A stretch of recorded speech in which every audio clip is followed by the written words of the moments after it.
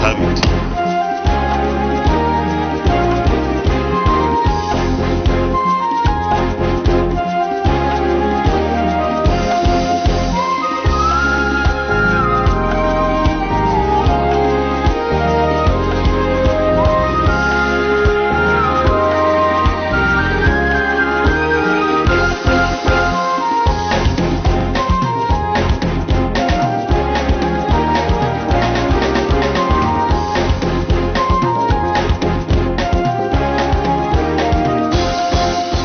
Glad to have joined us on the program. I am Dennis Adegunloye. The label rubber stamp is one that has stuck with the 9th National Assembly practically since its inception back in 2019. And it would seem that this crop of legislators has learned to live with this. However, the leadership of the 9th National Assembly has always put forward strong arguments in defense of its policy of working productively with the executive, highlighting in particular the destructive consequences of the fractious relationship between the executive and the 8th National Assembly. This was once again the case when President of the Senate, Ahmed Lawan, on behalf of the lawmakers, responded to President Muhammadu Buhari, who could not thank the 9th National Assembly enough for consistently demonstrating exemplary patriotism and putting the nation first in the discharge of its functions of lawmaking for good governance and effective service delivery to Nigerians. He was speaking during the breaking of the Ramadan fast with the president. I'm lucky this is my second term that the leadership decided to understand me. My first term I suffered, honestly. But this term I'm having a damn good time. I congratulate the party for that.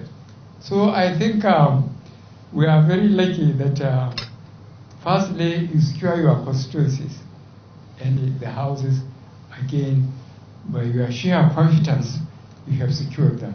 When people will say the National Assembly, the National Assembly is rubber stamp, I said, Mr. President has never asked me, nor my brother, that we should go and do something like this. There was never a time to say this is what I wanted to do. You believe that this crop of members of the National Assembly will always do the right thing. And so to the glory of God, all members of the 9th National Assembly have really contributed so immensely to the productivity and stability of the present parliament. It is not always that legislators can be this fortunate, because when you pass legislations that are so critical and you make contributions to national development, you feel on top of the world because you have also done something in the quest for our national development. So we thank you most sincerely for always giving us that support. And what we pray for is for APC to continue with this unity, to work hard, return our states, and maintain the National Assembly so that the good work that we have been doing, sir, will continue. There cannot be a better legacy than the continuity of what we have started. We cannot allow those people who defrauded Nigeria when Nigeria had surplus of everything to come back, because it will be turning the hand of the clock back.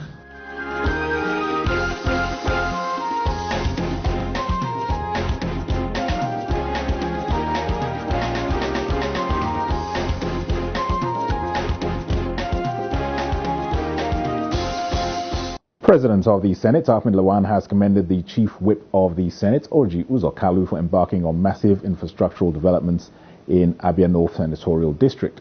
He gave the commendation while inaugurating some projects executed by the Chief Whip for his constituents.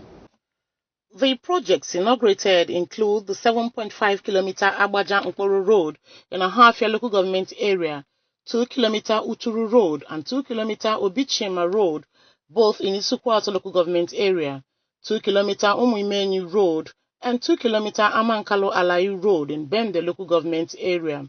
The Senate President, who expressed satisfaction with the quality of the work done, described Senator Carlo as a true leader who always protects the interests of his constituents. Today is a special day for all of us. Yes. Not only you, but for me personally, that God has willed it that I will come to this community to commission this very important role. When you took over the National Assembly, you gave us a marching order to make sure that we go massively to develop the rural areas. I want to particularly thank you and also thank President Buhari for the unflinching friendship you people have given to us, this community, myself, and people of Abia North. The benefiting communities commended Senator Carlo for his quality representation and pledged to support his future political endeavors. High point of the event was the conferment of the chieftaincy title of one Nedi number of Item Town to the Senate President.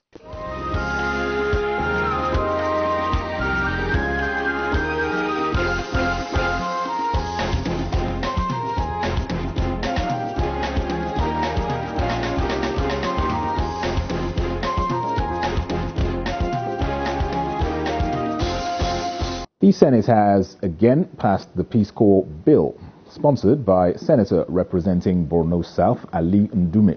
The bill seeks to give legal backing to the establishment of the Peace Corps as a government parastatal and to allow its members to be absorbed into the proposed organization at commencement.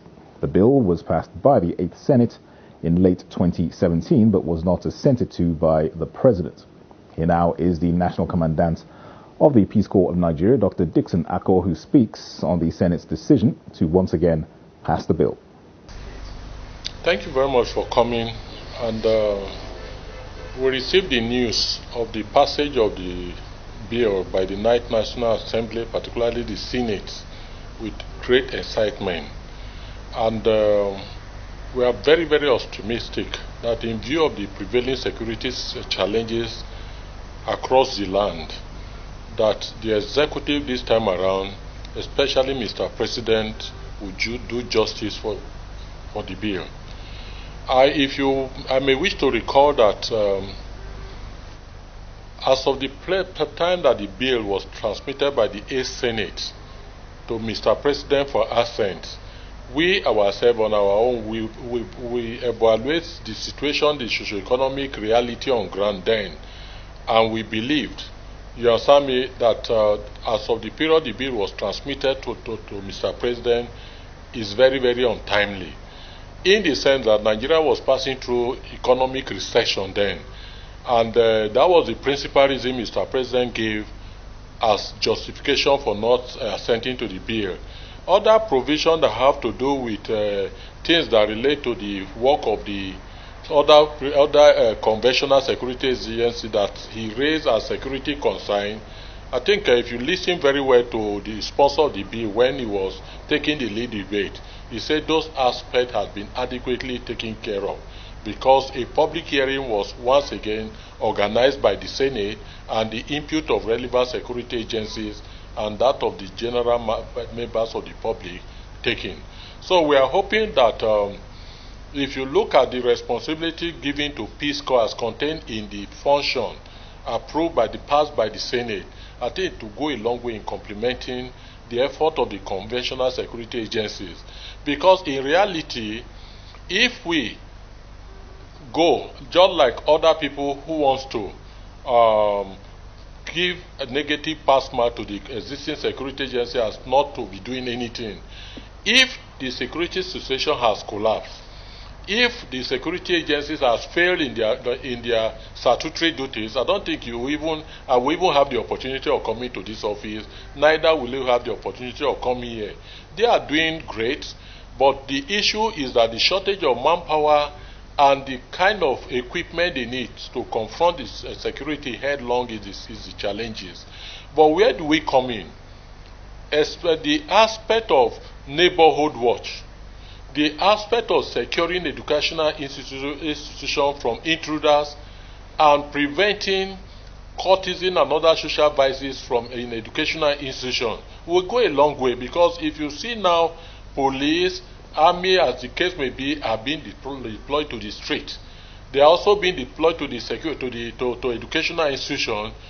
If Peace Corps could be allowed or endorsed by Mr. President to take care of educational institutions and neighborhood watch, you get to know that the work of the security agencies must have been taking a part of at this community level must have been taken care of, and that will make their task easier. Because if it's a question of gathering intelligent reports and transmitting the same by way of quick tips, I think there will be a quick response that Nigeria will more or less witness preventive security rather than reactive security. We are principally concerned with peace building, and in peace building we go by way of education, we go by way of sensitization, we go by way of letting this youth know that whatever they are doing to destroy this country, it is our future that we are destroying. If the old brigade, what I mean by old brigade, those before us, if they cannot get it right and they sow the seed of discord, we should be the one to correct that trend. And that is why during the orientation of our member, we place high premium on civic education, patriotism and nation building, letting them know that officers and members of the government, you have great role, significant role to play in the sustenance of our nascent democracy and in nation building. Therefore, we cannot do anything less than what we have been doing before, in mobilizing our teaming youths across all the local government in Nigeria to talk to their peers, to talk to their relatives, to talk to their friends on the needs to approach issues, especially the volatile situation we have on ground now, with caution. And for the fact that if they could key into our doctrine of promoting peace, projecting peace, I think the charged atmosphere will be diffused before the general election. Also, if you also look at the BAPA, one of the functions of Peace Corps is to serve as a reservoir and a think tank, of manpower. During the election, if the army want to source manpower, you are some, instead of just recruiting people they don't know, that may constitute news and get into a point holding the whole state. Our officers has already been trained. They are in every community, they are in every neighborhood, and if a directive is given today that, look, you are going to work for INEC, you are going to work in concert with the NYC during the election, nobody can easily walk in and intimidate our member, because they are passed through the rudiment of training, including unarmed combat self-defense training, or what we call martial art. So they are not people that you can easily walk to and you want to intimidate them. So I want to strongly recommend that, in line with the letters and spirit of that aspect of the bill passed, that INEC can make use of our officers, and they will be there. And I want to assure that nobody can easily intimidate them in the course of discharging their responsibility.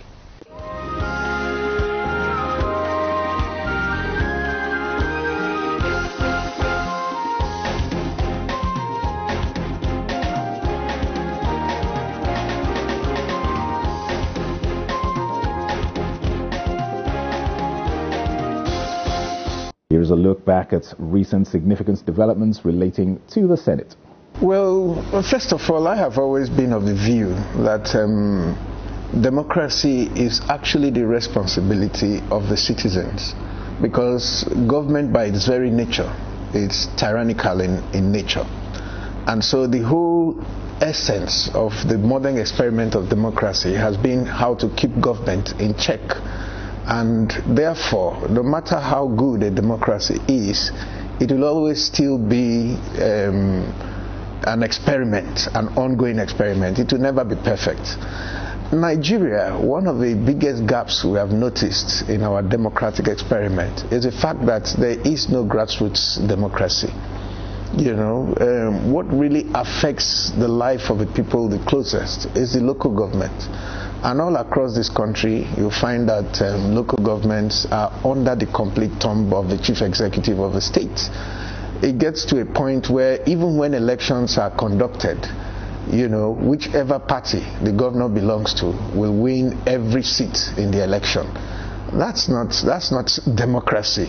In fact, I do remember once, I always give this example of when the Australian ambassador, the Australian High Commissioner, went to visit one of our governors in this country, and the governor was explaining to him how every councillor in the state belongs to his party, every member of House, every member of the National Assembly, in fact the whole state, it shows the other. And the High Commissioner said, no, that shows the weakness of your democracy. It shows the weakness of your processes. So when you have an election in which only one opinion prevails 100%, it is clear that that cannot be a plurality of voices in the community. So without democracy in our local governments, it will be very difficult for us to actually claim that Nigeria is a democracy. So I believe that, having noticed this lacuna, this gap, this challenge in the democratic process, the National Assembly has always tried to close those gaps by creating some measure of independence for political action at the grassroots. Most times you find that the governors will truncate these efforts through the houses of assembly, who in some very stunning cases in this country have actually even voted against their own interests. When you provide for autonomy of the state legislature, the governors get them to vote against it. That's how bad it is. So I believe that this is another effort to try to correct this very prevalent, clear gap in our democracy. And I also hope that, because a lot of times, these people who are governors today, by the time they are no longer governors tomorrow, they see what other people are seeing, and they are even more bitter than others are. So I believe that this is an opportunity for sanity to prevail, and let those who actually hold power in this country come out and support what is right, so that we can get these things off the ground. So I commend the National Assembly for the effort, and we'll just have to keep trying. I hope that this time it will come out right. What they should do is to go back to the drawing board. Another opportunity will come. They need to reach out to all concerned. It's not just a battle of the elite women. They should get all women involved, get the men folk involved. When women are involved, the grassroots women are involved, a lot could happen.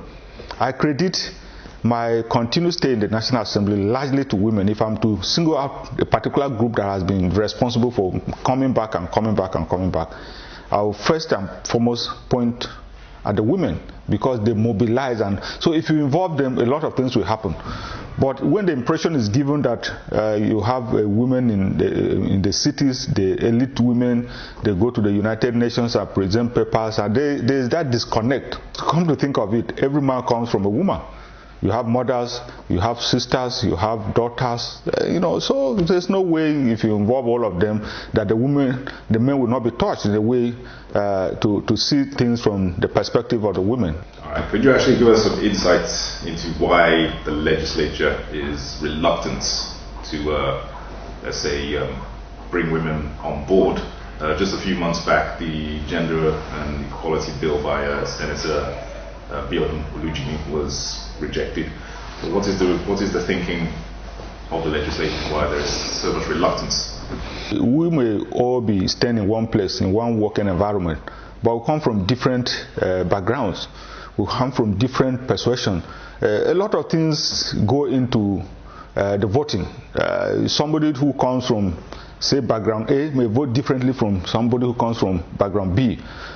In some parts of the country today, women are still not given that freedom to aspire to be anything in this country. It's a gradual process. So if somebody comes from that background, you can understand if he's not enthusiastic about allowing women just by the stroke of a legislation to to fly, as it were. While for somebody who comes from a background that allows for women to aspire to be anything, such things comes normal. It comes with the territory. So I think it's the aggregation of all of this.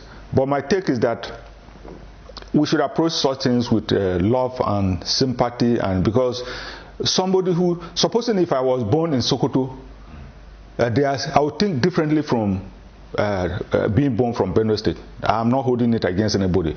If I was born in Anambra, maybe my thinking on a lot of issues would be different from somebody who comes from some other part of the country. So that is the beauty of the Nigerian Federation. We have lots and lots of background. So it's not as if the National Assembly sat in one corner and took a decision that we are going to vote against women. You know, it's just that majority carried the day. There are no women in the National Assembly. So the effort is to try to get more women in so that you can increase their impact. I believe that part of the challenges that we have in this country is that people are not voted based on whatever opinion they hold or whatever position they have on any issue. People are voted more for where they come from, for whether it is their turn, for who is their godfather, for which party they belong to. People get into power for all the wrong reasons in this country. So people are not interrogated for their opinion. For example, if we actually had issue-based electoral contests in this country, women will be able to know which members are more likely to support their positions and vote for those people and refuse to vote for those who will not support them. So when you see votes like this, every vote is a surprise because nobody actually ever interrogated any of the senators or any of the members of the House of Reps to find out what position they actually hold on the issues that matter to you as a voter. People just vote based on, okay, is it turn of these people, is it, and all that, and all sorts of reasons that don't have to do with the interest of the voter. That's why we're trying to make as much effort as possible to try to educate the Nigerian people on what democracy actually means, on the benefits that democracy can actually offer to them, on the fact that the government should actually be your own government. You install the government. So you install the government that you want. If you want a government that will give more space for women and support issues of women, then you interrogate those who are running and make sure that before you give them their vote, you see where they stand on the issues that are important to you. What the women should do is to organize themselves in such a way that any candidate who does not subscribe to their position, you don't endorse the candidate, and you guide the women not to vote for those particular people. If people see that if you say you won't support women or the issues that are important to women, it reduces your chances of getting elected, everybody will subscribe to how they will be able to get into office. So there's a general election coming up. It's another opportunity for Nigerians to identify the issues that are important to them.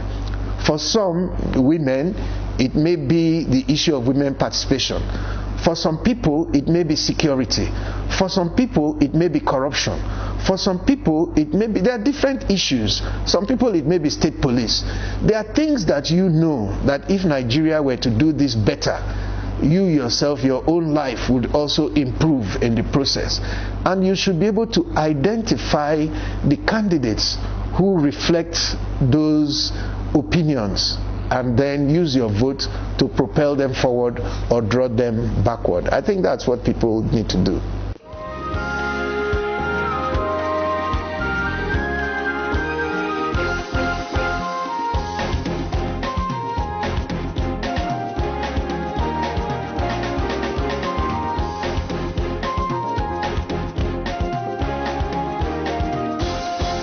Well, that concludes this edition of the program. Thanks for watching. I am Dennis at Digunloye. See you next time.